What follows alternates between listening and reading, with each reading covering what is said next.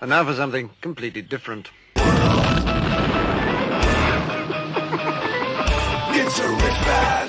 Forget everything you've been told by others before. Get ready for the real deal, the full story, real talk about money, markets, life. Now, it's The Real Investment Show with Lance Roberts, presented by RIA Advisors. And welcome back to the show. It is, of course, Thursday. Here it is, second best day of the week. That means Michael Lebowitz is joining me this morning. Lots of stuff to get into today. We've got to talk about Bitcoin. We've got to talk about the market. We've got just a ton of stuff going on to get through today. So stick around for the show. It's going to be a lot of information kind of packed in here today. First of all, though, it's interesting to watch right now kind of what's happening. And again, it's kind of a good news, bad news thing, I guess, if you want to put it that way. But President Biden's stimulus package that he was wanting to put together, this human infrastructure climate change bill, continues to come under more and more pressure. And as I said, it's kind of a good news, bad news thing. The bad news is, of course, that the economy and the markets and all that, it wants more liquidity, right? It wants more money given to it. In fact, recent polls have shown that 48% of people want more free stuff from government. Bad news is that, well, it may not be coming that way.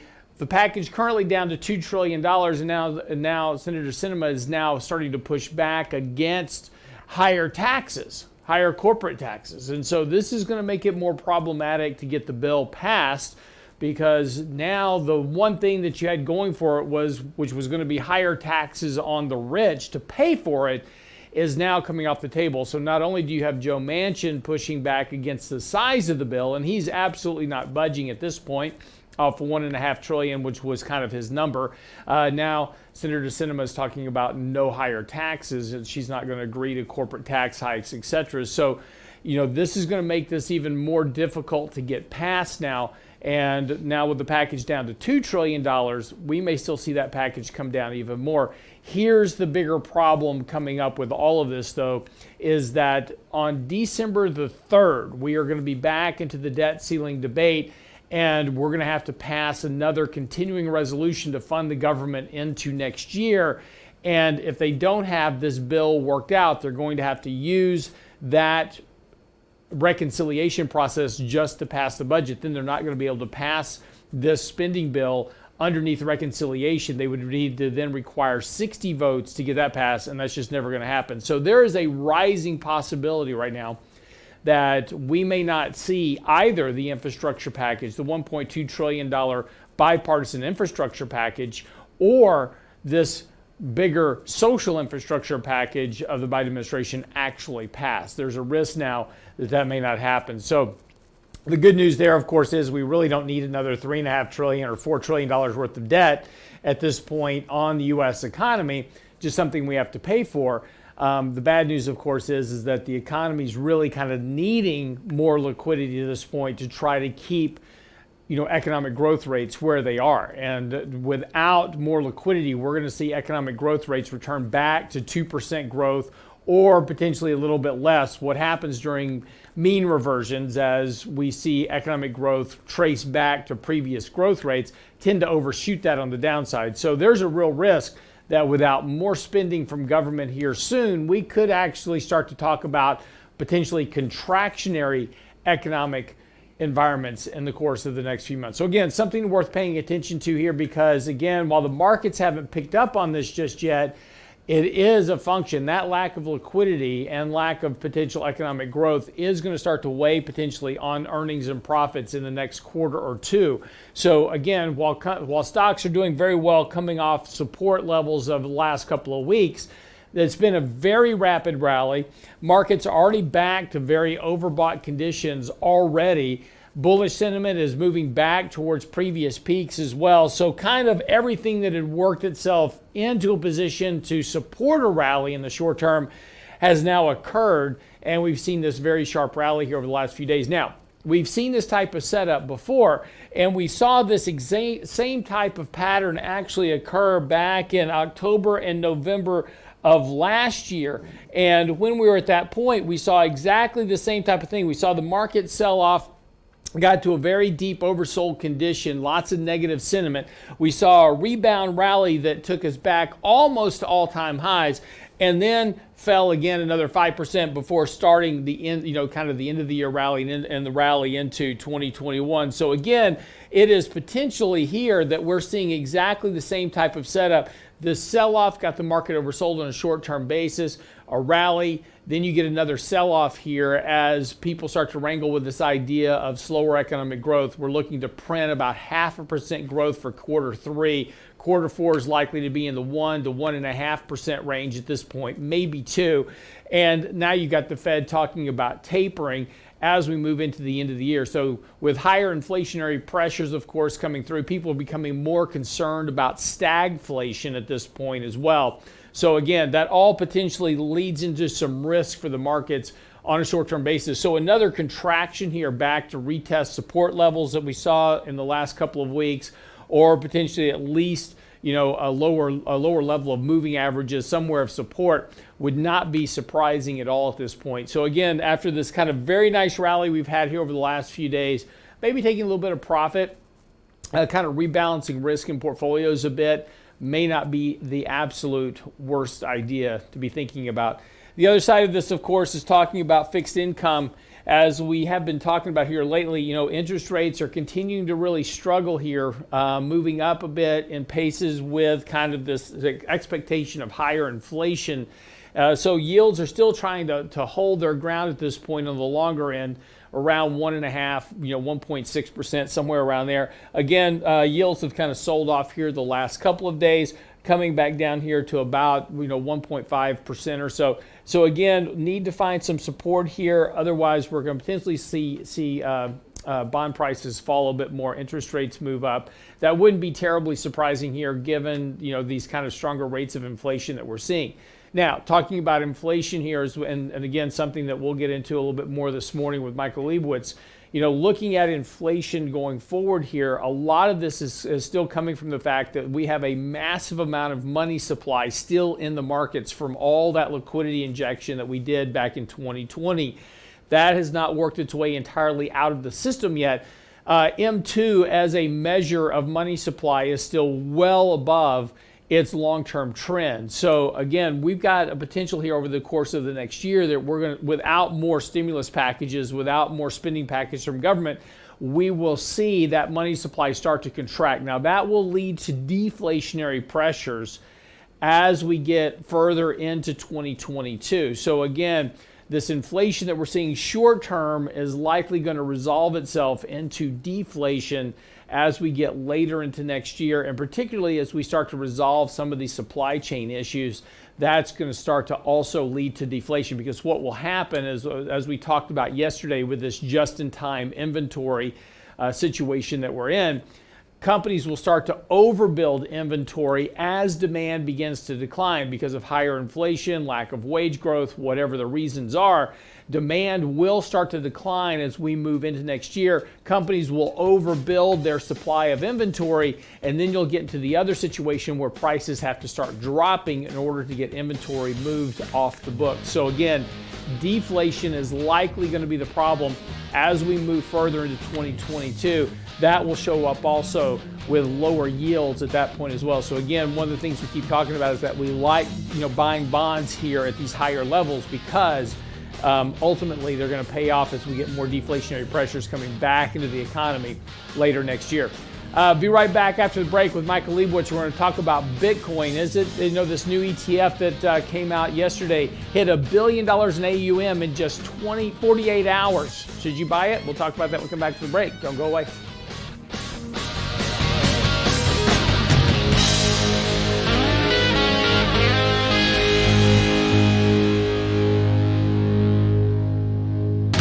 Get daily investment news you can use, delivered at the speed of the internet at realinvestmentadvice.com. October means it's time to fill out the infamous FAFSA form for college financial aid. Don't make mistakes that can cost you money. Our next virtual Lunch and Learn will show you how to maximize your free application for financial student aid, the FAFSA. Register now for this free Lunch and Learn with Danny Ratliff and Chris Lebo, Thursday, October 28th at noon at realinvestmentadvice.com. Filling out the FAFSA is vital for getting financial aid. Learn how. Register now at realinvestmentadvice.com. Realinvestmentadvice.com. Hi, Lance Roberts here. If you're like most people, your 401k plan represents the bulk of your retirement assets. And unfortunately for many, managing your 401k plan can be difficult. There's so many choices, so many things to consider. With just a quick email, a couple of questions, you can put RIA advisors to work for you managing your 401k plan. Get started right now at the website, realinvestmentadvice.com, or simply call our toll-free number, 855-RIA-PLAN, or again, simply online at realinvestmentadvice.com. Small businesses are discovering that attracting and retaining top talent come down to more than just salary. In today's highly competitive job market, compensation is more than just wages. Hi, I'm Tom Allen,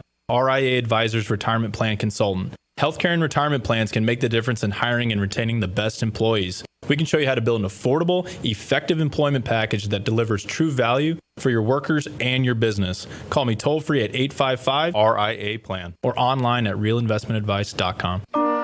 And now, another page from the Real Investment Advisors Investing Manifesto. Bulls win in bull markets. Bears win in bear markets. Eagles soar above and take advantage of opportunity. Let us help you soar as you reach your financial goals with RIA Advisors. Neither bull nor bear. RIA Advisors, 281-501-1791 or online at realinvestmentadvice.com. The Real Investment Show.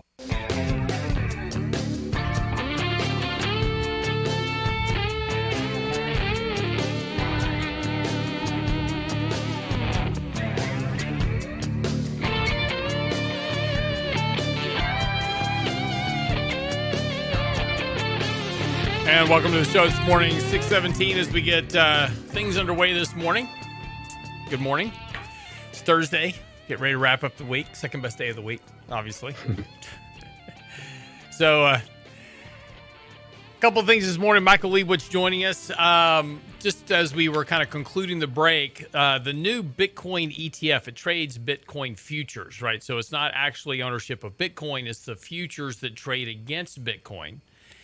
That ETF by ProShares launched on Tuesday, and in 48 hours crossed $1 billion in assets under management. I think even probably ProShares at this point is probably surprised at this. The only thing that was faster in previous history was GLD, which was the ETF that was launched using futures for the price of gold. And it reached $1 billion in AUM in 72 hours. So this is now a new record. The next record will be the next Bitcoin ETF that comes out that reaches $1 billion in AUM before it even launches. So we'll get there. Everything's just getting faster these days, right? So like a future of a future? Yeah, it'll be it'll Future futures. Exactly. We're all getting there very quickly here. But so I kind of wanted to talk about this a little bit more this morning with Michael Lebowitz, because again, so the question is this new Bitcoin ETF, the symbol's BITO, and it is trading and it's done very well the last couple of days. Should you buy it? That's the real question. Mike, welcome to the show this morning. Hey, how are you? Good. So, pretty astonishing how rapidly people threw $1 billion into a new ETF wanting to chase Bitcoin. So, as I said, I'm probably even pretty sure that ProShares is probably sitting around going, okay, we thought it was going to be successful, but had no idea. So, you know what? Maybe not. I think your comparison to GLD kind of helps answer that question. So the question is, why did GLD do so well as well when it got first offered? And I think a large part of the answer is that it's not easy to buy normally, right? We can go out, you talk to just about anyone on the street, they have a brokerage account, they can buy most financial assets. Gold is very difficult to buy. You need to either open up an account with a custodian that will hold gold, or you need to take physical delivery of gold. Bitcoin is a little bit similar. You can't just go to Fidelity or Schwab or TD or whoever your broker is and say, I want to buy some Bitcoin, right? You need to open up a wallet, right, a Coinbase wallet, there's many types of wallets. And I'm sure it's not hard, but it's something you have to do. So the Bitcoin ETF is a way to avoid that. If you don't, there's a lot of people that don't trust those wallets, right? We just heard a week or two ago that Coinbase got broken into, and some people lost their Bitcoin or whatever cryptocurrency they were holding. Right. So basically, the ETF offers an alternative that was not available. So I think there were probably some wannabe Bitcoin holders that were on the sidelines waiting, and they bought. And it's the same reason GLD it still sees so much success. It's an easy way to own gold. It's an easy way to own Bitcoin, and you can sell it in 30 seconds and convert it to cash. Right. You don't have to convert it to something else and then to cash and then try to figure out how to get your money out of the wallet. Right.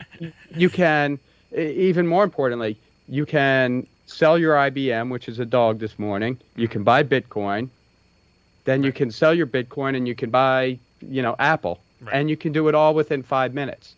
You can't do that with Coinbase or any other wallet. There's, money has to move from brokers, and that takes time and effort.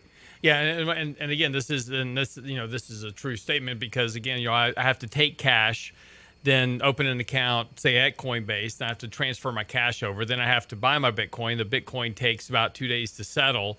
Even though I have credit for it, it's still not immediately liquid. So I've got to wait for that to occur. And then if I do want to move my cash back to go buy Apple, as an example, I've got to move it from there back to my brokerage account to then go buy Apple. So again, to your point, it makes things a lot easier and a lot faster for people. But it's important to understand, though, that you don't really own Bitcoin inside the ETF. Right. And it's structured differently. And the question we got a lot yesterday was, what should I do? Should I buy Bitcoin or should I buy the ETF? And they're two different animals. And look, at the end of the day, if we come back here in 3 years and graph them, the graphs will look similar, but they're not going to be identical. Right? Because they're not identical products. Bitcoin is Bitcoin. When you own Bitcoin, you own Bitcoin, and the price of your Bitcoin will rise and fall with Bitcoin penny for penny. Right? When you own this new ETF and the way it's structured today, you own what's called futures on Bitcoin. And futures are different. And GLD is different from this too, because in theory, GLD has gold in a vault. So you are essentially an indirect holder of gold. In BITO, you are a holder of Bitcoin futures. Right? And there's a problem with Bitcoin futures, and it's a problem that all commodity futures ETFs have. Oil, the oil, there's never been a great ETF to trade oil. And the problem is that BITO, or I believe it's ProShares, right? Right. ProShares, what they are doing is basically buying Bitcoin futures for you. So right now, yesterday morning, there was $1 billion in interest. They bought $1 billion of Bitcoin. They bought the October Bitcoin futures contract. So come whenever settlement date is for the October contract, probably the first week or two in November, in theory, they will take delivery. I think it's cash, actually. They don't actually deliver Bitcoin. They don't want the cash. They want the Bitcoin exposure. So what they're going to do over the next couple weeks, whether it's today or next week, is sell their October futures and buy the November futures. A month from now, they'll sell November and they'll buy December. And they'll do this every single month. So there's a management fee involved because there is some effort and they are potentially taking on some risk. And the management fee right now for BITO is almost a full percent. I believe it's 0.95. So right off the bat, you're going to underperform Bitcoin by almost a full percent. Nothing else happens. But here's the potentially bigger problem. I say potentially because it's not always a problem, but it can be a problem. Futures tend to trade in what's called contango. Contango, I know it's a tricky, it's a word you probably haven't heard, but what contango means is that the price of something in a future is more than it is today. So let's just think about oil. Oil's an easy one. Oil is $80 today, but if you want to buy it for December, maybe it's $82. So why would I pay more for oil in December than I would today? Well, you could buy it today, and if you buy it, you have to put your money up, so it can't be reinvested somewhere else. So there's an interest rate charge. And B, you have to store it. You have to buy some big storage device and pay for that. And so between the price of the interest rate, the cost of money, and the cost of storage, hypothetically, that's worth $2 in the price of oil. Mm-hmm. The same thing goes on in Bitcoin in theory. So there's a future price and what they call spot price, which is the current future. And then there's the 1 month out, 2 month out, 3 month out. So right now, the difference between November and October is worth roughly 1.5%, I believe. We ran it yesterday. It's constantly changing, but 1.5%. So if that curve, it's called the curve, so the difference between October, November, December, and you can draw, it may go like this, it may go like that. Sometimes it may benefit you if the price of Bitcoin is lower. But sometimes it's upward sloping, downward sloping. It's got a hump. It's got a U-shaped. It can be anywhere. But when it's upward sloping like it is today, it's going to cost somewhere, say, between 1% and 2% a month. Multiply that by 12, and all of a sudden this Bitcoin ETF could underperform Bitcoin by 15, 20% over the course of the year. Even though if you look at it on any given day, if Bitcoin's up 1.3%, this future will be up roughly 1.3%. Maybe it'll be up 1.28%. But every day it will slowly degrade and affect you. Yeah. So, and this is kind of the important thing about futures in general is that what we call these options roll, which occur once a month. On the third Friday of every month, all these contracts mature. They've got to be rolled over. That's when we talk about triple witching. We talk about quadruple witching Fridays. That's when these options are maturing. And so if something's happened with the price and these futures are selling at a loss, and then they've got to turn around and roll that option at a higher cost, that starts to eat into. And of course, there's also what's called the time decay of premium. So the value of these options as they get closer to expiration lose value as well. So there's this constant potential degradation of the futures contracts that are being bought or sold that can impact the total return price of the ETF. So to your point, over time, if you try to buy and hold the ETF, you could wind up underperforming the actual Bitcoin itself. Not necessarily the case, but it is quite possible with the other additional fees and this potential of this roll-off of options expiration versus holding the Bitcoin itself. So really with these Bitcoin future type or any kind of future type ETFs, it's better to hold them. These are better short-term trading vehicles where you're going to trade for a very short-term move, close out your position, then come back to it later. Right. It doesn't mean it's something you shouldn't buy. It's just something you should be aware of. Right. And ProShares may change the way they do things. We've seen that with a lot of commodity ETFs where maybe they won't roll it every month. They'll roll it every 3 months. So when they sell October, they're going to buy January. Right. And then they'll buy April. Well, the one thing that we'll probably most certainly see ProShares do between now and sometime next year, particularly if interest isn't as high as they expect, is they will change this to the ESG, the environmental social governance Bitcoin ETF to make sure they can get into that trend as well. So, hey, if it doesn't work, stick ESG on it. Make it all fine. All right, real quick. So we'll come back from the break. Economic growth for the second quarter has now for the third quarter has now dropped to 0.5%, according to the Atlanta Fed. What is going on with the economy, and what does that look like as we head into the fourth quarter of this year? And what does that mean for earnings and revenue? Be right back after the break.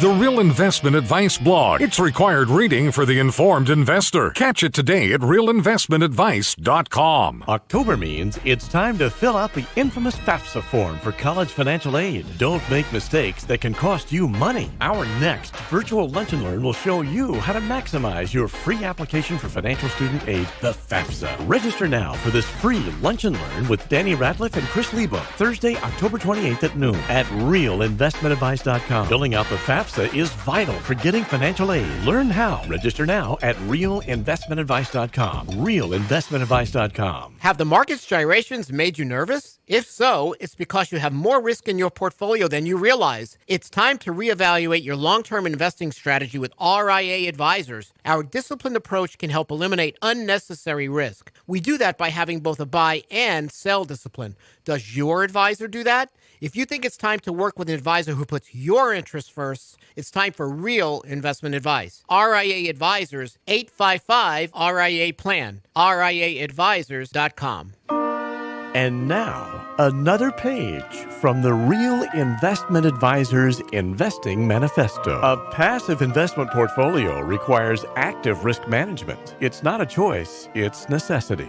Diversification doesn't protect against risk of loss. Let us actively help you reach your financial goals with RIA Advisors. Neither bull nor bear. RIA Advisors, 281-501-1791 or online at realinvestmentadvice.com. Can't catch the whole show now? Listen to our podcast later at realinvestmentadvice.com. We have a lot of vultures out in Katy, Texas. I don't know why. Lots of carrion. Probably so. So anyway, there's one of the largest vultures I've ever seen. It could have been a turkey for all it was that big. But it's standing on the street corner. All the traffic stopped and the bird walks across the entire four-way intersection to the other side. I'm like, God gave you wings. He's been watching the panhandlers. I guess so. The Real Investment Show podcast. Got a dead rat in your car? Throw it out. At realinvestmentadvice.com.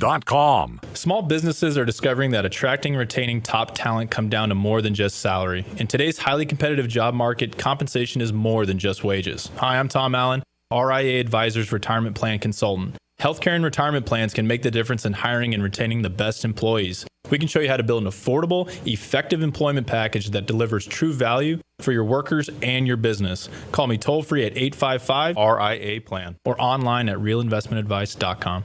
Real Investment Show podcasts are now available from Stitcher Smart Radio at Stitcher.com. Hi, Lance Roberts here. If you're like most people, your 401k plan represents the bulk of your retirement assets. And unfortunately for many, managing your 401k plan can be difficult. There's so many choices, so many things to consider. With just a quick email, a couple of questions, you can put RIA Advisors to work for you managing your 401k plan. It's a quick and easy application. Just simply click Ask a Question at realinvestmentadvice.com or give us a call at 855-RIA-PLAN. That's realinvestmentadvice.com. The Real Investment Show YouTube page has all of our videos ready for your easy access. From 3 minutes on markets and money to each day's radio shows. Subscribe and bookmark our YouTube channel for The Real Investment Show. Or just click on the show links at realinvestmentadvice.com. Realinvestmentadvice.com. You're listening to The Real Investment Show.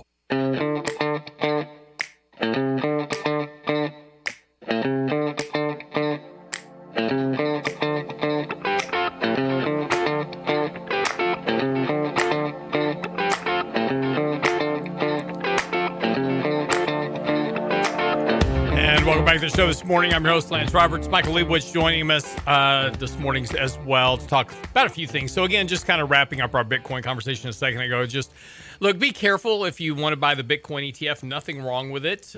Just understand what you're getting into and that it may not perform exactly the same as Bitcoin does itself. But it is an easy way if you want access and exposure to Bitcoin.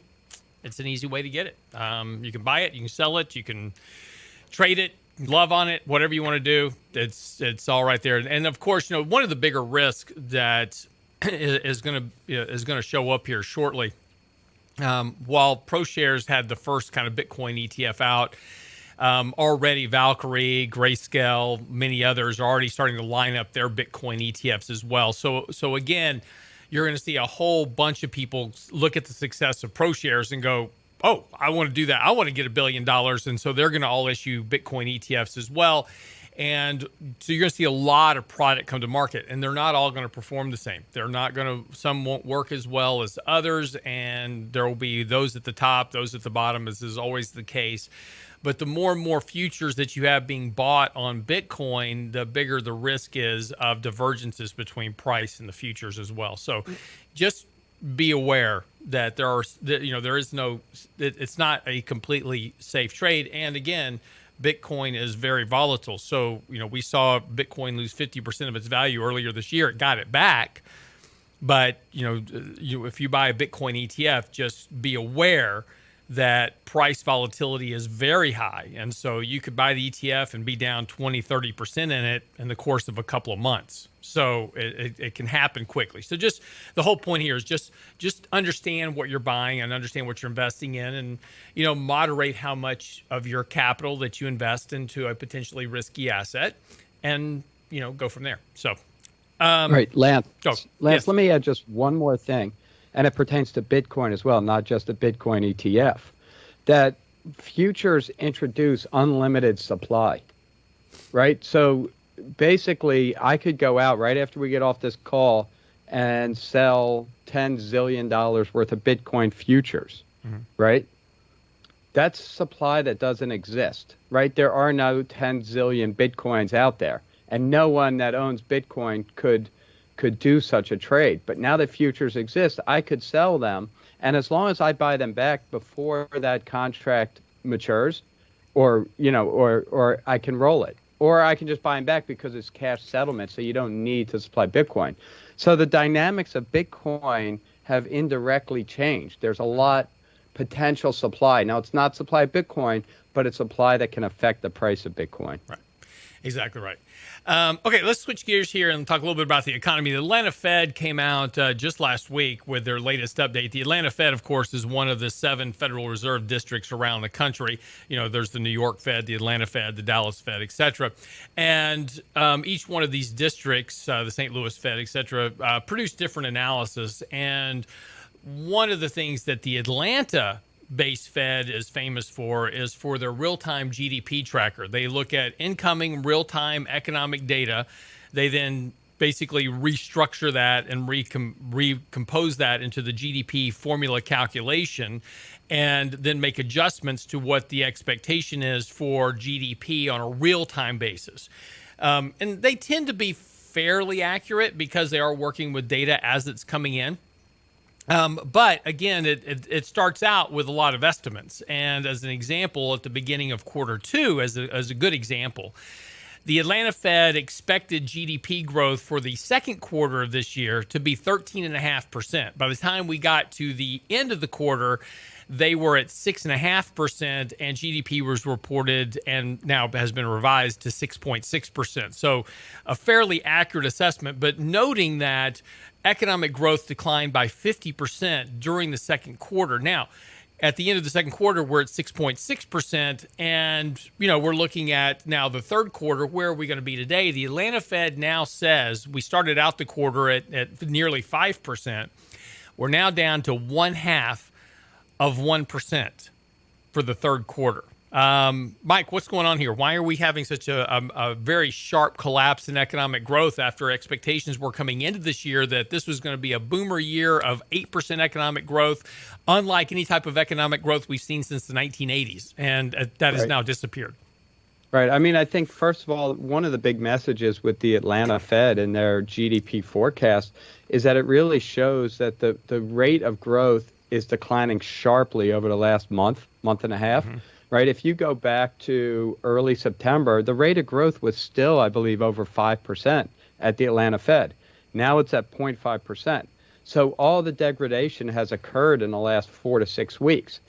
And I think the answer is simple. It's all the stimulus that was just coursing through the veins of the economy is quickly fading. And the consumer is not, and businesses are not saying, okay, we don't have government money anymore. Let's just keep buying everything that we were buying, right? That the ball isn't being handed off to the consumer. The consumer is going back to their ways of pre-pandemic spending habits. And, the trend growth rate in this country is below 2%. So naturally, one would expect that after a year of buying everything we needed, that once that money runs out, and there's inflation and there's other issues, that our needs have been satisfied. We don't need to buy another deck or another car or more clothes or whatever it is we were buying, and B, we don't really have the money for it. Right. So it's not that the economy is collapsing. It's just coming back to reality. This is what the economy looks like without massive fiscal stimulus. Right. And I think it's a good point. We wrote an article in I believe it was February this year called Sugar Rush Economy. And the point of that article was looking out over the course of this year and predicting what would happen with economic growth. And back then, of course, we were still at, expecting, massive rates of economic growth, 8% for the year, et cetera. And our analysis was simply that, much like putting your kid on a lot of sugar, they run around like crazy for about 15, 20 minutes. And then you find them curled up in a corner somewhere, after the sugar rush runs off. And that's kind of what's happening with the economy. For the first quarter, we were booming. Second quarter started kind of running out of gas, and then third quarter, now we're in the corner curled up, with a thumb in our mouth trying to figure out how to take a nap. So, it's just, as your point, it's that sugar rush is now coming out of the economy very quickly, and there's no input, as I was talking about in the opening segment this morning. You take a look at what's happening with Biden's, kind of social infrastructure bill. We were at $3.5 trillion. Now we're down to $2 trillion. Joe Manchin, Democrat from Virginia, saying, nah, I'm not going any more than $1.5 trillion. Now, Senator Sinema from Arizona is going, hey, you know what? I'm not going for higher taxes on corporations. So this has really put the crunch on trying to get any type of infrastructure package passed. And without getting the debt ceiling raised, and that's coming up December the 3rd, the Democrats have their hands full, and they're about to run into a re-election cycle coming up starting in January. They're going to be campaigning for the November election. There's a real risk here we may not see another bill get passed. Yeah. And if you get if you don't get the tax increases, you start losing some of the liberal side of the party too. Right. They have a real problem. And let's, hypothetically, let's say they get across $1.5 trillion. Mm-hmm. It's a big deficit, but that's not big compared to the size of the economy, in comparison. Right. Trump has run $1.5 trillion. Obama ran $1.5 trillion in a year. So it's big, but it's not big enough to create growth rates anything close to what we saw over the last year. Right. It can sustain us maybe at 1 or 2% growth, but it's not what is kind of baked into every market. Well, and that's also an important point here is that there's a big difference between the liquidity that we did back in 2020, which was direct checks that we did $5 trillion. But a lot of that consisted of immediate direct checks to households, right? Either through PPP loans or direct checks of $1,400 right to houses, $900, whatever it was. And there was multiples of those checks that came in that people had immediate money to spend.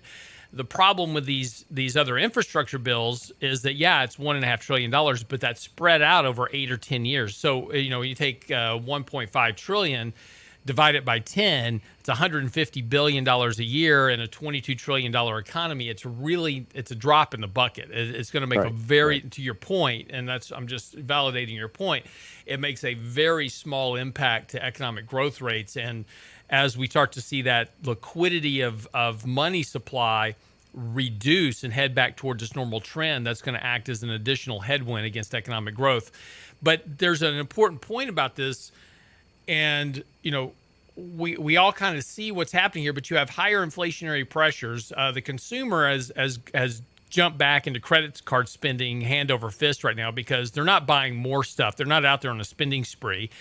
It's that wages aren't keeping up with inflation. They're buying the same amount of stuff, but they're having to go into credit just to make ends meet at the household level. So again, when we take a look at what's being bought in the economy, the volume of purchases aren't increasing, but the price is, and that's problematic for growth. And then, of course, one of the highest correlations that we have historically, going back to 1900, is between economic growth, earnings, and revenue. And with a market that's trading at very high valuations, that seems to be a real problem for the markets. When we come back from the break, I want to talk about this rally we've had in the market and potentially what does this look like as we get into 2022 as weaker economic growth potentially starts to erode earnings expectations. Be right back after the break with Michael Lebowitz.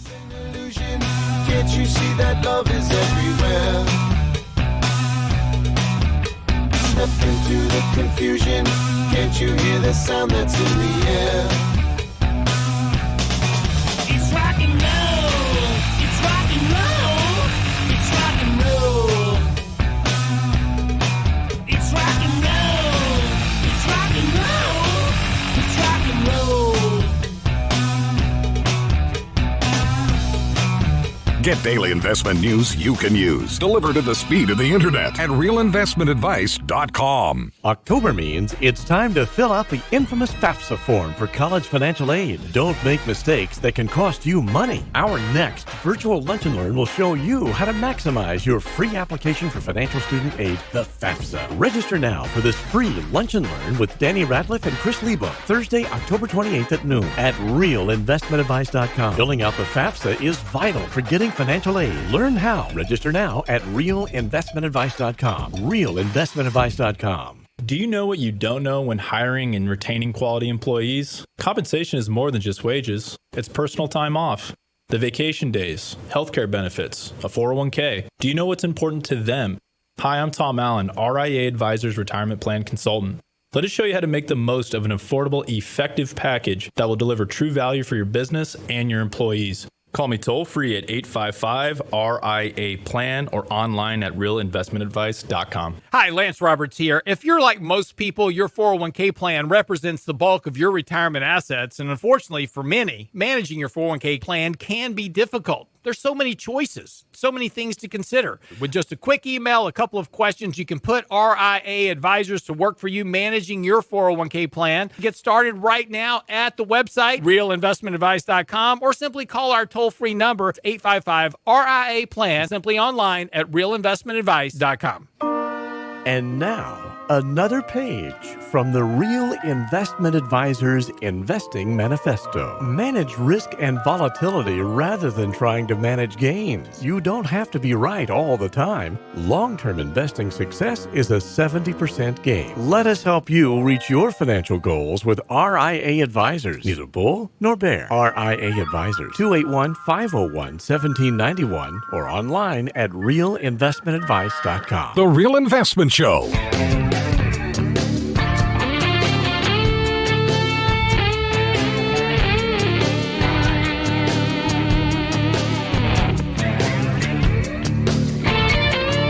So welcome back to the show this morning at 6:47. A bit of a housekeeping note. Next week, we will be having shows, but they will not be live shows. We've put together a mix of shows for you for next week. And the reason is we're doing a complete rebuild of our studio to bring you just a whole new set of opportunities. We're going to be doing launching a new podcast. We've got a new version of our 3 Minutes on Money called Before the Bell. We've got the radio show itself. So just lots of new stuff coming your way, lots of stuff to enjoy. But we're rebuilding our whole set here in the studio, mostly because we got flooded earlier this year and lost most of our equipment, and we've been kind of limping by now for the last several months. But thanks to some very good friends of ours, and we appreciate them very much. Chuck and some other people that we know loaned us equipment to use, so we appreciate you very much for that. But we will be returning it. We're not like your neighbor that borrows your lawnmower and never gives it back. So anyway, all right, just for the break, talking a little bit about the economy crashing here. And again, not surprising here. We're seeing a lot slower rates of economic growth. Inflation, stagflation, particularly is an issue. Stagflation is when you have high rates of inflation and slower economic growth, and that's exactly what we've got going on right now. Expectations for economic growth going into 2022 are still fairly high, around 5%. So we're going to see those numbers come down fairly sharply. And expectations for earnings for companies are still very high.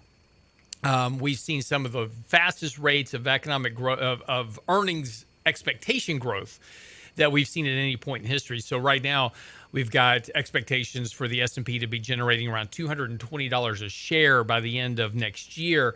That's going to be very hard to obtain if economic growth begins to slow down. Again, there's a long historical correlation going back in history to 1900, and it makes complete sense if you think about it, because economic growth since 1900 has run right around 6%. Earnings have run right around 6% growth. Makes complete sense because the revenue that companies bring in has to come from where? It has to come from economic activity. It's what people buy, it's what businesses buy between each other, et cetera. That's where the revenue comes from. So that can't grow faster than the economy over the long term because that's where the revenues come from. It comes from the economy itself. So that correlation, long standing, is very realistic, and the expectations here. Now, of course, in the short term, you can have deviations from this. I mean, you inject $5 trillion in the economy, you're going to have people spend more than the economy can generate because of just these short-term influences. But long-term, it's going to work out that these things grow very closely together. So if we do have economic growth returning back to 2%-ish or potentially less heading into next year because of higher rates of inflation, higher interest rates as an example also, that's going to eat into that economic growth rate. That's going to lead to lower earnings growth, which for a market that's currently trading at very high historical valuations could be problematic. Having said that, let me throw it over to you, Mike. What are your thoughts on this? Well, I think you said that very well, that GDP and earnings track each other because they're basically tracking the same thing. How much money do we spend, right? Mm-hmm. Whether it's businesses or people or countries, nations, how much money is spent. And, yes, there's domestic spending and global spending, and it's not a one-for-one relationship, but it's pretty damn close. But what kind of gets left out a little bit is there's variation in the difference between earnings and economic growth, and that's due to profit margins. Mm-hmm. And profit margins fluctuate. They go up and down, but they've primarily stayed in the same range for well over 75 years. And right now, here's another issue facing those very high earnings forecasts, and it's that profit margins are pretty much at record highs right now.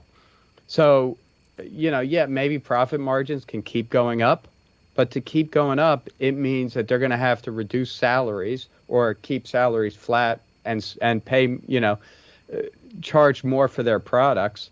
And somehow they're going to have to avoid inflation on everything on all the products that it takes to build their product. Right. Yeah, let me jump in here real quick, just so we have a good clarification. When we're talking about this for everyone that's listening, is that what we're talking about with profit margin is if I sell $1 worth of a widget to Mike, my cost for building that widget is say 80 cents. And I sell it to him for $1, so my profit margin's $1. So, that's just a very simplistic type view of this. And there's only so much profit margin you can make, right? And this is why Mike was saying is that over the last 75 years, there's a very defined range of profit margins that companies deal with. And, it ranges, within this fairly tight range. I mean, it's unlikely I can build a product for zero and have 100% profit margin. So the point is there is a limit to how much profit margin I can have. And so why are margins right now at record highs? Well, it's because we shut down the economy. People are working from home. I don't need as much office space. I can pay people less to work at home. I'm not having to pay for a lot of things. We laid off a lot of people in the last year or so because of the pandemic shutdown. So that reduced my human resources costs. It reduced payrolls. It reduced salaries. It reduced benefits. All these other things that we have to pay on top of just basic salaries. That all got reduced. So profit margins really surged. But now the problem, to your point, Mike, is that the cost of the inputs, if we take a look at the producer price index, which is what are producers paying for stuff to build with, that's running at a rate even faster than what the consumer's paying, which means that companies are having to absorb a lot of this inflationary pressure, which, if that continues, is going to start eating into those profit margins. And if people come back to work and we start hiring more people, have to pay higher wages, all of that reduces profit margins. Right. And workers are more and more demanding wage increases. And they have leverage. For the first time in a really long time, it seems like most workers have leverage. And we're seeing it. Burger King or McDonald's paying $21 an hour. Whoa. Hold on a second. Now, you say they have leverage, but this doesn't make any sense because, and what I'm just a little bit tongue-in-cheek, but I just wanted to bring this up. Right now, you're saying that workers have leverage because that means that companies need to hire more people than we actually have people applying for jobs, but yet we have record job openings and, people are sitting here staying at home. And, really, this is, a lot of this stuff doesn't really kind of balance out in the real equation of things. No, absolutely. Look, but the bottom line is those people willing to work, the few of us that really want to work and want to make money, there aren't enough, right? Yeah. And there's too many job openings. So those that want to work have leverage. And but we only have but we're running historically low labor force participation rates. That means that roughly only 60% of the potential labor force is actually working. So there's plenty of people to take jobs. There are, but they're not taking them. And as long as that happens, those 60% have a lot of leverage. Yeah. And we're hearing anecdotes all over the place about workers demanding more. So you got rising commodity costs, rising producer prices, like you mentioned, rising wages. Can these companies pass on higher costs? So Lance is selling me a widget for $1, costs him 80 cents to make. His profit margin is 20 cents. Lance says, I want to make more. So he sells me a widget for $1.10. He just increased his profit margin to 30 cents, 50% increase in his profit margin. Well, that's great for Lance, but I now have 10 cents less to spend on something else. So whoever makes that something else is losing demand, and they're going to have to lower prices to increase demand. So yes, profit margins from company to company can go up or down, and they always do. Some constantly, not constantly, but steadily rise, some steadily fall. But in aggregate for the economy, it's going to be really hard to just maintain current profit margins at these highs, given all the pressure on prices and wages. And if inflation runs more than wages, that's where we got a real problem, because consumers can't pay that extra money. And if they pay it, it's coming out of something else they purchased, like the example I just gave. Or they're having to go further and further into debt just to make ends meet, which is what we're seeing right now. I mean, there's been this massive increase in credit card spending over the last couple of months in particular, as, consumers have to spend more. And this is an important point, though, is that, where's the one area that everybody knows right now there's inflation? It's the gas pump, right? So, the problem is that when we look at retail sales, we go, oh, wow, look how good retail sales numbers were last month. And they were up. But that's because we measure those in dollar volume, right? How many dollars did we spend buying stuff? Well, gasoline, retail, gasoline stores, retail service centers that sell gasoline, that's included in those retail sales. So, you don't buy, your gas tank is 16 gallons or whatever it is on your car. So if you run it to empty and then fill it up, you're going to buy 16 gallons every week. That's what you're going to buy. You're not going to buy more gasoline. You're just going to pay more for it. So what we don't measure in the economy is the volume of things that we buy versus the dollars that we spend. So we're spending more in dollar terms. And yes, retail sales are going up because of that, but we're not buying more stuff. We're just trying to make ends meet and buy the same stuff we were buying before, whether it's food or gas or electricity. That doesn't change really in terms of consumption basis from month to month. Right. And when we look at GDP, there's two measures of GDP, nominal and real. And real attempts to strip out the price inflation, but it does a pretty bad job. And it's really hard to do. It's such a dynamic, complex economy. You can't do it. But we look at like the retail sales number from last Friday. It was up 1.something%. Yep. If you strip out inflation, it was up like 0.2%. Right. So again, there's inflation, and that's creating this false growth. But the growth in the economy that we're seeing from, the Atlanta Fed prediction, that we're seeing in just the basic data. And look, Lance, consumer confidence, right? The Michigan consumer confidence for a while was below the level of last March when we were stuck at home in a pandemic and no one knew what was going on. So consumer confidence is very weak, and that's very telling. Exactly. That wraps up the show for the day. Thank you so much, Mike. We'll be back next week with the next shows. Of course, tomorrow is Financial Fitness Friday with Richard Rosso and Danny Ratliff. So tune in then for the latest updates on what you need to do with your money to get ready to retire. That's tomorrow right here. Be sure to get by the website. Our latest blog posts are out. Michael's new article is out on inflation. It's on the website now as well at realinvestmentadvice.com. Send us your questions, comments, emails while you're there, whatever we can do to help you. Happy to do it. realinvestmentadvice.com. We'll see you back here tomorrow. It's a rich man's world.